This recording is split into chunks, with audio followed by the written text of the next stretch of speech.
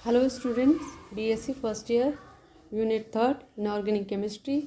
आज हम molecular orbital का लेक्चर 5 लेंगे। इसके अंदर हम आज ऑर्बिटल की मिक्सिंग को देखेंगे।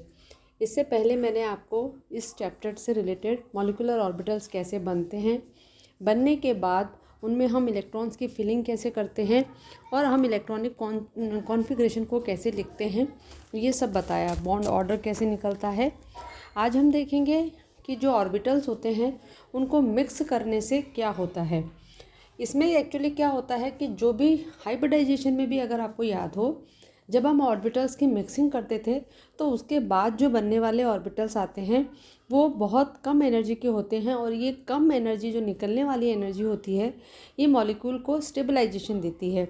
इसीलिए हम उस अप्रोच को फॉलो करते हैं जिसमें हमारी एनर्जी मैक्सिमम निकले और मॉलिक्यूल मैक्सिमम स्टेबलाइजेशन को अटेन करे। Orbitals with similar energy interact if they have the appropriate symmetry. ये चीज़ हम वेस्पर में भी करते हैं, हाइब्रिडाइजेशन में भी करते थे और वीबीटी में भी करते थे कि उनकी सिमेट्री जो होती है वो अप्रोप्रिएट होनी चाहिए, तभी वो एक दूसरे से इंटरैक्ट करेंगे या ओवरलैप करेंगे। इस इंटरेक्शन के बाद जो बॉन्ड बनता था उसे हम सिग्मा या पाई से डिनोट करते थे, और नीचे हम उनके ऑर्बिटल का साइन लगा देते थे। तो यहाँ हमने कहा है कि sigma 2p and sigma 2s orbitals are symmetry related and give rise to 2 new orbitals. 2 orbitals हैं और अगर मिक्स होंगे तो बनेंगे भी 2 ही ऑर्बिटल। एक उसमें से हायर एनर्जी का होगा और दूसरा उसमें से लोअर एनर्जी का होगा। ये मिक्सिंग से पहले की पिक्चर है। इसके अंदर आप देखिए जो ऑर्बिटल जहाँ है वहीं रहता है, लेकिन ये मिक्सिंग के बाद की तस्वीर है। मिक्सिंग के बाद क्या होता है स्टूडेंट्स कि जो ऑर्बिटल हायर एनर्जी का है, लाइक यहाँ पर ये हायर एनर्जी है, ये और ज़्यादा हाई हो जाएगा और ये कहाँ गया, ये आके यहाँ आ गया। और जो लोअर एनर्जी का होता है, लाइक ये लोअर एनर्जी का है ये वाला, और ये कहाँ आ गया, ये नीचे आ गया। तो जो लोअर एनर्जी का होता है वो और नीचे आ जाता है और जो हायर एनर्जी का होता है वो और ऊपर चला जाता है। हमें इससे कोई फ़र्क नहीं है कि जो हायर है वो ऊपर जा रहा है, क्योंकि हम हायर एनर्जी के ऑर्बिटल्स में इलेक्ट्रॉन तभी भरते हैं जब हमारे लोअर के कंप्लीट फिनिश हो जाते हैं। लेकिन लोअर के और नीचे आने से हमें एनर्जी मिलती है और वो एनर्जी हमारे स्टेबलाइजेशन के लिए काम आती है। Same symmetry energy makes the one with higher energy moves higher and the one with lower energy moves lower. तो जो लोअर एनर्जी का है ये यहाँ लोअर एनर्जी का है, ये और नीचे आ गया, और ऐसा होने से हमें स्टेबलाइजेशन मिलता है। इसके बाद आप देखिए रेगुलर पिक्चर अगर मुझे बोरोन की बनानी है तो वो ऐसी होगी, जिसमें हमने क्या किया है, 2 इलेक्ट्रॉन पहले यहाँ भरे, फिर यहाँ भरे, और फिर 2 और बचे उनको यहाँ भरे। ये इसके वैलेंस इलेक्ट्रॉन है, तो हमें मतलब भी वैलेंस इलेक्ट्रॉन से होता है। हमें इसके नीचे वाले जो इलेक्ट्रॉन्स होते हैं उनसे, इनर कोर के इलेक्ट्रॉन से कोई खास मतलब नहीं होता। अगर मैंने इन इलेक्ट्रॉन्स को यहाँ भरा है तो स्टूडेंट्स आप ये देखिए, ये स्पिन पेयर्ड है, पेयरिंग कंडीशन में है, और पेयरिंग कंडीशन में होने की वजह से हम इसे डाई मैग्नेटिक बोलेंगे। जबकि अगर हमने इसके मिक्सिंग का रिजल्ट देखा तो मिक्सिंग के रिजल्ट के बाद क्या होता है कि इसके दोनों जो इलेक्ट्रॉन्स हैं वो कुछ अनपेयर्ड कंडीशन में दिखाई दे रहे हैं आपको। अनपेयर्ड होने की वजह से पता चला कि जो बोरोन है उसमें पैरामैग्नेटिक प्रॉपर्टीज़ पाई जाती हैं, जबकि इससे पहले की जो थ्योरीज थी वो इसे डायटॉमिक बता रही थी। सेम केस ऐसा का ऐसा कार्बन के साथ होता है। अगर आप यहाँ गौर से देखें तो ये स्पिन अनपेयर्ड है, यानी कि इनमें पेयरिंग नहीं है, दोनों इलेक्ट्रॉन सिंगल स्टेज में अवेलेबल है। ऐसा होने की वजह से हमें इनको पैरामैग्नेटिक कहना चाहिए, और हम जानते हैं कि carbon is not a paramagnetic species, वो डायमैग्नेटिक है। वो कैसे प्रूव हुआ, ये जो नीचे के 4 इलेक्ट्रॉन है इससे हमें कोई मतलब नहीं, क्योंकि इनका बॉन्डिंग में कोई खास रोल नहीं होता, ये नीचे की तरफ इनर कोर में होते हैं। लेकिन जो इसके बाद के 4 इलेक्ट्रॉन हैं, जो ये 4 इलेक्ट्रॉन हैं, इसको जब हमने मिक्सिंग वाले ऑर्बिटल्स में भरा तो ये सब पेयरिंग कंडीशन में आए। पेयरिंग कंडीशन में आने के बाद हमने ये रिजल्ट निकाला कि C2 is a diamagnetic substance. इसी तरीके से आप जब जनरल डायग्राम बनाना चाहेंगे किसी भी मॉलिक्यूल का, और उसकी जो मॉलिक्यूलर डायग्राम होंगे, नाइट्रोजन से नीचे नीचे के कॉन्फ़िगरेशन वालों का डायग्राम ऐसा होगा, और नाइट्रोजन से ऊपर के जितने भी होंगे उनका इलेक्ट्रॉनिक डायग्राम ऐसा होगा। मॉलिक्यूलर डायग्राम ऐसा इसलिए होता है क्योंकि वो ये जो ऑर्बिटल्स होते हैं इनके बीच में इंटरमिक्सिंग होती रहती है। ये इंटरमिक्सिंग होने के बाद सेम सिमेट्री की होने की वजह से वो ऐसी पोजीशन लेते हैं जिसमें कि उनको लोअर एनर्जी मिले, लोअर एनर्जी निकले, लोअर स्टेबलाइजेशन पर जाए। इसलिए वो इस कंडीशन में तो आप गौर से देखेंगे ज़्यादा फर्क नहीं है। ये चीज़ और ये चीज़ दोनों की बराबर है, ये चीज़ और ये चीज़ भी इनकी बराबर है, यहाँ तक कोई फ़र्क नहीं है। फ़र्क सिर्फ और सिर्फ इसकी बीच वाली कंडीशन पे है, ये वाली पर और ये वाली पर। इस वाली कंडीशन में 2 सिग्मा जी जो है वो ऊपर है, और इस कंडीशन में 2 सिग्मा जी जो है वो नीचे है। ये आपको ध्यान रखना है। ये इंटर एक्सचेंज एनर्जी निकलती है, उसकी वजह से ये जो मॉलिक्यूल्स होते हैं वो इस कंडीशन में आते हैं कि इनमें 2 सिग्मा जी जो होता है वो नीचे आ जाता है। अगर मैं नाइट्रोजन की बात को देखूं तो नाइट्रोजन में देखिए, आप गौर से देखिए, आप ये नीचे वाले वही इनर कोर के इलेक्ट्रॉन जिनसे हमें कोई मतलब नहीं है।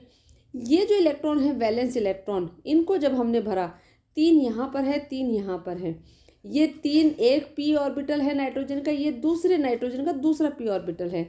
इनके टोटल जो 6 इलेक्ट्रॉन है जब हमने इनको भरा तो अगर मैं 6 माइनस 0 एंटी बॉन्डिंग में एक भी ऑर्बिट इलेक्ट्रॉन नहीं है, डिवाइड बाई 2, तो जो इसका बॉन्ड ऑर्डर आया वो 3 आया, जो हम भी दिखा पा रहे हैं कि 3 इसका बॉन्ड ऑर्डर आता है। इसके बाद आप इसे डायमैग्नेटिक कहेंगे या पैरामैग्नेटिक, तो ऑफकोर्स ये डायमैग्नेटिक है क्योंकि यहाँ पर एक भी इलेक्ट्रॉन अनपेयर्ड कंडीशन में अवेलेबल नहीं है। इसके बाद की सिचुएशन क्या है, ये हमने देखी सारी सिचुएशन H2, B2 और C2 और N2। अब अगर मुझे वो कंडीशन देखनी है जिसमें हेटेरोन्यूक्लियर डायटॉमिक मॉलिक्यूल्स हों, तो उस कंडीशन में हम बोलेंगे the contribution of the molecular orbital from each of the atoms is unequal. इनका जो कॉन्ट्रीब्यूशंस होता है वो अनइक्वल होता है। दो अगर हमने अलग अलग एटम्स लिए हैं तो उनका कॉन्ट्रीब्यूशन भी अलग अलग ही काउंट होगा। पहले एक का कॉन्ट्रीब्यूशन काउंट कर लिया, फिर दूसरे का कॉन्ट्रीब्यूशन काउंट कर लिया, and so on. The more electronegative atoms contribute strongly to the bonding orbital. Definitely जो मोर इलेक्ट्रॉन नेगेटिव होगा वो ज़्यादा कॉन्ट्रीब्यूशन करेगा क्योंकि उसके पास इलेक्ट्रॉन डेंसिटी ज़्यादा होती है, और किसी मॉलिक्यूल को बनाने के लिए सबसे पहले हमें हाई इलेक्ट्रॉन डेंसिटी ही चाहिए। The less electronegative atom contribute strongly to the anti bonding molecular orbital give rise to polarity. ऐसा सिर्फ पोलैरिटी की वजह से होता है। आप देखिए इसमें, हम देखिए जो नीचे वाला जो ऑर्बिटल होंगे वो होते हैं नाभिक के पास। आप ये मान के चलिए जो नीचे की तरफ होता है वो नाभिक के पास है। आप इसे एक इस पिक्चर को आप ऐसे मान लीजिए कि अगर नाभिक यहाँ है तो ये नाभिक के पास वाले ऑर्बिटल्स हैं। अब आप अंदाज़ा लगाइए जो इलेक्ट्रॉन नेगेटिव होगा वो किस तरफ जाएगा, डेफिनेटली वो नाभिक के पास जाएगा। इसीलिए मैंने आपको कहा अभी थोड़ी देर पहले कि वो इलेक्ट्रॉन जिनकी इलेक्ट्रोनेगेटिविटी ज़्यादा है वो लोअर इन एनर्जी में आएंगे, और वो इलेक्ट्रॉन जिनकी इलेक्ट्रोनेगेटिविटी कम है वो हायर में आएंगे, क्योंकि वो नाभिक के पास नहीं, दूर भी रह सकते हैं। The energy level diagram is not symmetrical. इस कंडीशन में सिमेट्रिकल नहीं है। हेट्रो एटॉमिक न्यूक्लियर जो डायटॉमिक मॉलिक्यूल होंगे उसमें जो डायग्राम आएगा ये सिमेट्रिकल नहीं आएगा। The bonding orbitals are closer to the atomic orbitals which are lower in energy. Definitely हम ये सिंपल जब भी हम नाभिक का भी चित्र बनाते हैं तो उसमें भी हम ये कहते हैं कि जो भी हमारे मॉलिक्यूलर ऑर्बिटल्स होंगे वो लोअर इन एनर्जी में जाना पसंद करेंगे। बॉन्डिंग मॉलिक्यूलर ऑर्बिटल वो सब के सब क्लोजर टू एटॉमिक ऑर्बिटल्स के होंगे। The anti bonding molecular orbital are closer to have higher in energy. जो एंटी बॉन्डिंग होंगे वो क्लोजर होंगे उनके जो हायर इन एनर्जी, आपको पिक्चर से ही नज़र आ रहा है। इसके बाद है rules of combining atomic orbitals. अब वहाँ तो हमने पढ़ा था एस को एस से किया, हमने एस को पी से किया और पी को पी से किया, और सिग्मा बनाया, पाई बनाया, और फिर एंटी सिग्मा बनाया, एंटी पाई बनाया। हेट्रो एटॉमिक मॉलिक्यूल्स में क्या होता है, the bonding orbitals will reside predominantly on a atom of a lower orbital energy than more electronegative energy.